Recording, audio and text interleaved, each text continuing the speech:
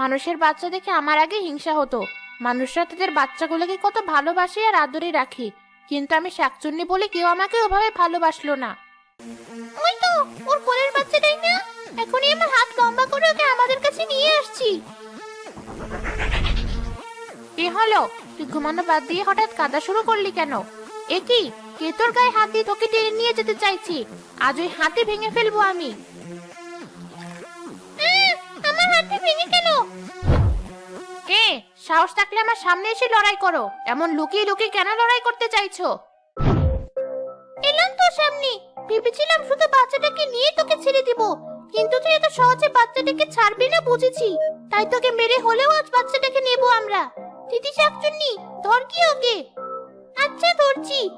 তিতি শাকচুন্নি পেঁচি শাকচুন্নির 2 হাত ধরে রাখে, আর অন্য শাকচুন্নি তার কোল থেকে বাচ্চাটাকে ছিনিয়ে নেয়। পেঁচি শাকচুন্নি তিতি শাকচুন্নিকে ধাক্কা মেরে ফেলে দিয়ে অন্য শাকচুন্নির চুল টেনে ধরে তার কোল থেকে বাচ্চা নিয়ে পালায়।